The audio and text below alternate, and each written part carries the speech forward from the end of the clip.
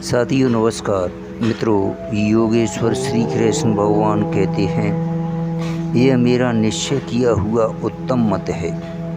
इस कथन का क्या भाव है तथा पहले जो विद्वानों के मत बतलाए थे उनकी अपेक्षा भगवान के मत में क्या विशेषता है।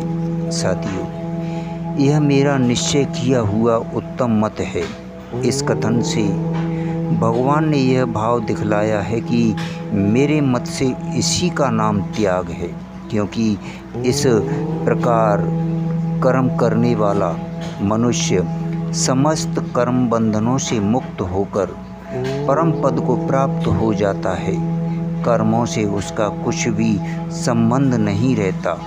उत्तम विद्वानों के मतानुसार जो त्याग और संन्यास के लक्षण बतलाए गए हैं वे पूर्ण नहीं है, क्योंकि केवल काम कर्मों का स्वरूप से त्याग कर देने पर भी अन्य नित्य नैमित्तिक कर्मों में और उनके फल में मनुष्य की ममता, आसक्ति और कामना रहने से वे बंधन के हेतु बन जाते हैं। सब कर्मों के फलों की इच्छा का त्याग कर देने पर भी उन कर्मों में ममता और आसक्ति रह जाने से वे बंधन कारक हो सकते हैं।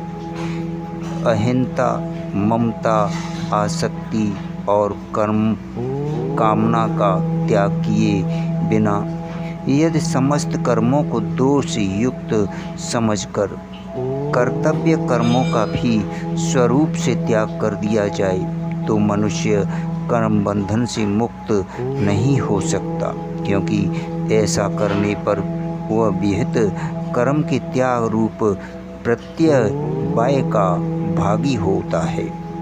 इसी प्रकार यज्ञ, दान और तप रूप कर्मों को करते रहने पर भी यदि उनमें आसक्ति और उनके फल की कामना का त्याग न किया जाए तो वे बंधन के हेतु बन जाते हैं। इसलिए विद्वानों के बतलाए हुए लक्षणों वाले संन्यास और त्याग से मनुष्य कर्म बंधन से सर्वथा मुक्त नहीं हो सकता।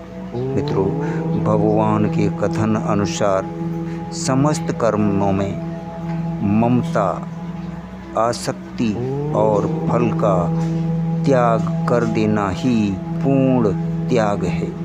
इसके करने से कर्म बंधन का सर्वथा त्याग हो जाता है, क्योंकि कर्म स्वरूपतः बंधन कारक नहीं है। उनके साथ ममता, आसक्ति और फल का संबंध ही बंधन कारक है।